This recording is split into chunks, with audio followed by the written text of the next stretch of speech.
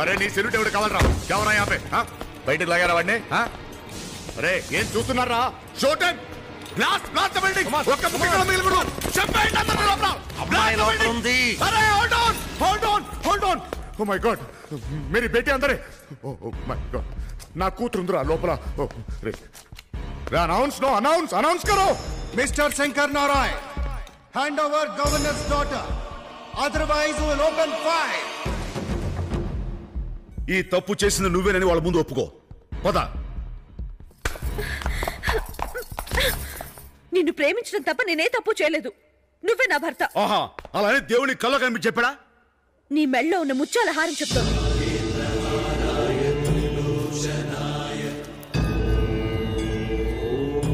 నేను కాశీ విశ్వనాథుని తలుచుకుంటూ గంగానదిలో స్నానం చేస్తుండగా ఇది నా మెళ్ళలోంచి జారి నీ మెళ్ళలో చేరింది. అంటే శివుడు అనుమతి దొరికినట్లేగా? శివుడు అనుమతి ఇచ్చినా ఇది జరిగేది కాదు. పద.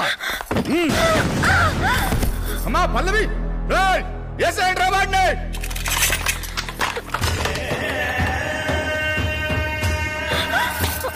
రాకో ఆగండి.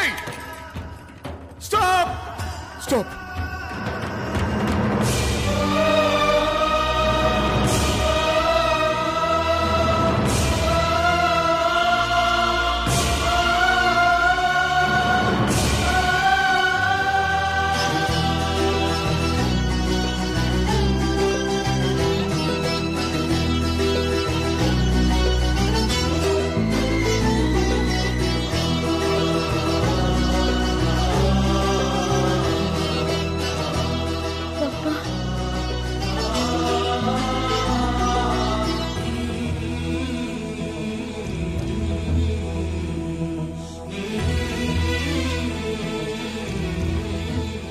సార్ మీరు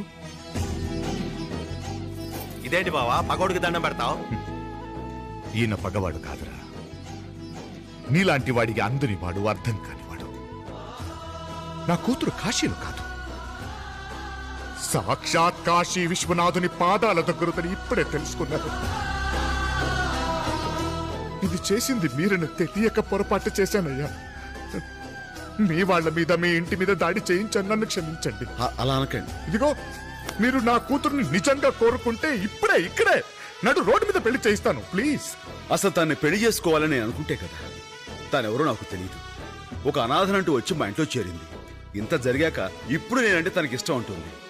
తప్పని చెప్పి మీ దగ్గరికి అప్పగించడానికి తీసుకొస్తున్నాను. మీరంటే తను ఇష్టపడుతుందిగా, మీరే కావాలని కోరుకుంటుంది. పెళ్లి చేసుకోండి ప్లీజ్. నన్ను క్షమించండి చెన్నకేశ్వరరెడ్డి గారు.